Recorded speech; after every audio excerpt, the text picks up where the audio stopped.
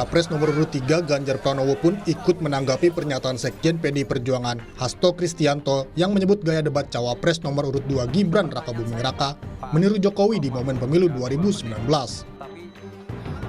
Secara singkat Ganjar bilang ini adalah hal yang wajar karena Gibran adalah anak dari Joko Widodo.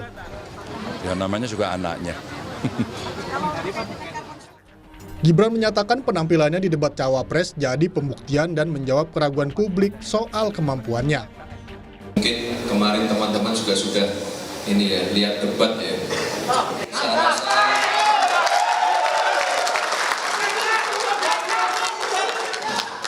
Saya rasa itu sudah cukup untuk menjawab keraguan.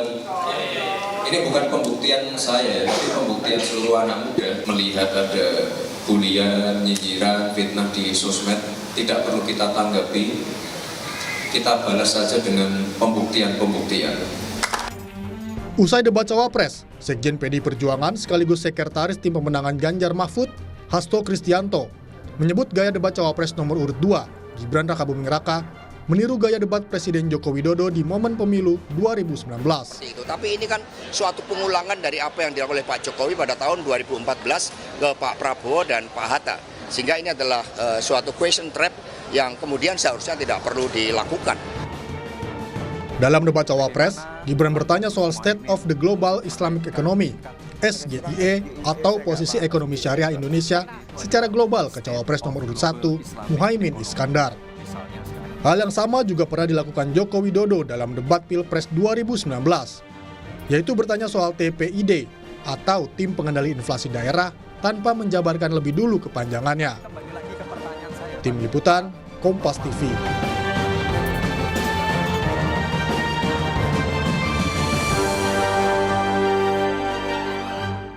Kita ulas saudara gaya debat Gibran Rakabuming Raka Cawapres nomor urut 2 yang disebut mirip dengan sang ayah pada Pilpres 2019 lalu. Sudah bergabung di Kompas Malam saudara Direktur Eksekutif Parameter Politik Mas Adi Prajitno. Selamat malam, salam sehat Mas Adi. Selamat malam, ya Sir. Jadi Mas Adi yang juga ikut menonton debat Cawapres ini juga melihat hal yang sama, gaya debat dari Cawapres nomor urut 2 Gibran Rakabuming Raka ini mirip dengan sang ayah pada Pilpres 2019 lalu.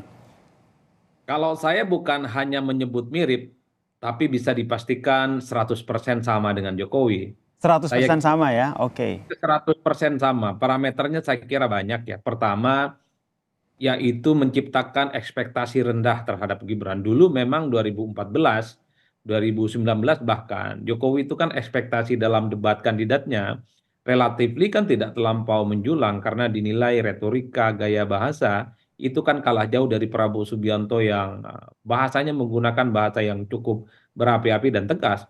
Termasuk dengan Gibran yang sejak awal sebelum debat Cawapres itu dimulai dipersepsikan sebagai sosok yang menghindari debat, takut debat, kemudian takut berdialog dengan mahasiswa secara langsung, tidak menghadiri undangan-undangan diskusi secara umum. Dan pembuktiannya adalah di debat. Bahkan di debat itu Gibran sangat luar biasa, pilihan-pilihan katanya sesuai dengan topik, menggunakan istilah-istilah yang bahkan mempersulit dua kandidat lainnya.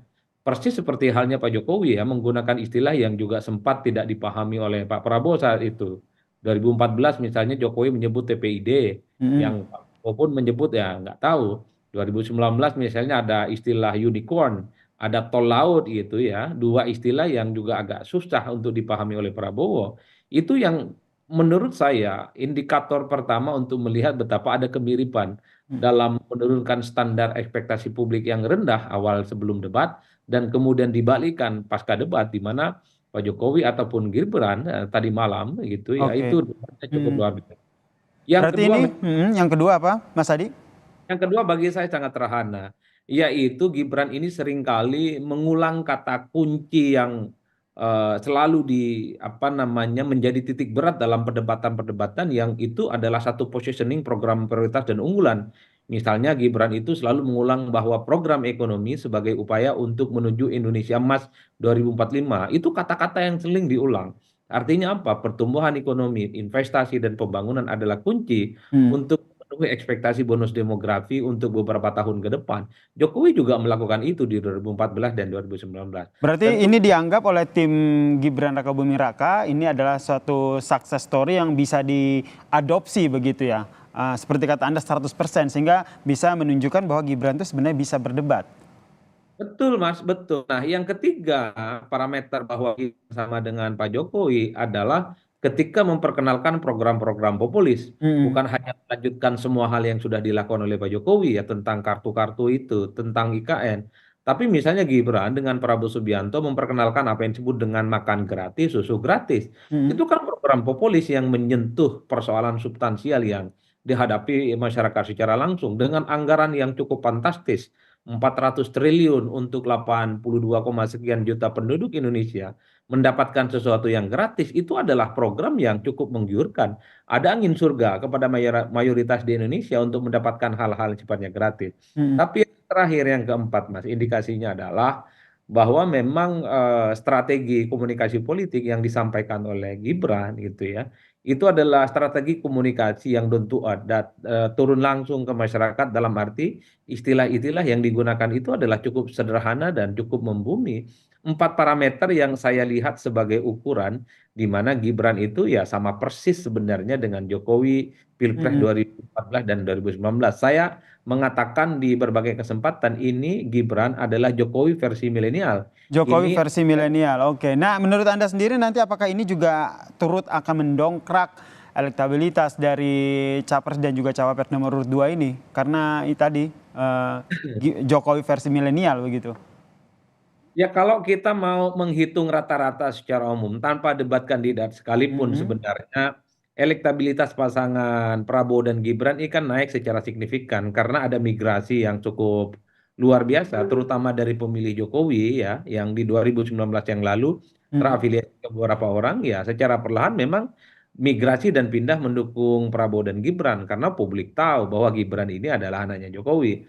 Jadi kalau ada yang mengatakan bahwa salah satu variabel kunci di Pilpres 2024 adalah faktor Gibran, ya itu tidak terlepas dari faedah elektoral, efek Mm-mm. dari Jokowi yang migrasi dan pindah untuk mendukung Prabowo Subianto, Mas ya. Nah, Oke. yang kedua bagi saya dalam debat kandidat, kalau mau jujur sebenarnya jumlah persentase dukungan publiknya tidak terlampau signifikan. Kalau kita mengacu pada hasil pemilu sebelumnya 2019 misalnya, hanya sekitar 5-6% masyarakat yang masih mungkin mengubah iman politik mereka Setelah setelah menonton debat begitu ya. jadi persentasenya memang nggak terlampau signifikan misalnya di atas 10%. Oke. 5 atau 6% penting Mas, tapi Mhm. kan sesuai dengan keriuhan dan huru-hara yang terjadi di Mhm. hari-hari ini di Oke, mana jadi menurut Mas Adi nanti ke depannya ini gaya debat ala Jokowi begitu nanti akan kembali diadop oleh Gibran bahkan oleh Prabowo begitu capresnya dalam debat-debat selanjutnya? persis Mas, saya kira hakul yakin akan Oke. mengulang strategi debat yang pernah dilakukan oleh Jokowi dalam 2 debat capres 2 kali itu. Kenapa begitu? Karena ada success story. Yang kedua, Baik. pasti itu menggunakan data-data faktual terukur. Karena apapun, ya Gibran ini adalah orang dalam, anaknya presiden yang saat ini tentu supply data dan informasinya pasti valid dan akurat. Inilah Oke. yang kita menjadi PR bagi penantang untuk Mhm. mencari celah kira-kira apa yang mesti menjadi peluru, ya menjadi Mhm. kritik pada kubunya Pak Prabowo dan Gibran karena kalau tidak dibarengi dengan kritik-kritik yang Baik. akurat, tentu panggung politiknya hanya akan dikuasai oleh nomor 2. Baik, kita nantikan bersama seperti apa debat-debat selanjutnya. Apalagi tadi kata Anda suplai data dan informasinya akurat begitu. Terima kasih Direktur Eksekutif Parameter Politik Mas Adi Prayitno telah bergabung bersama kami di Kompas Malam. Salam Terima sehat kasih, Mas Mas. Adi.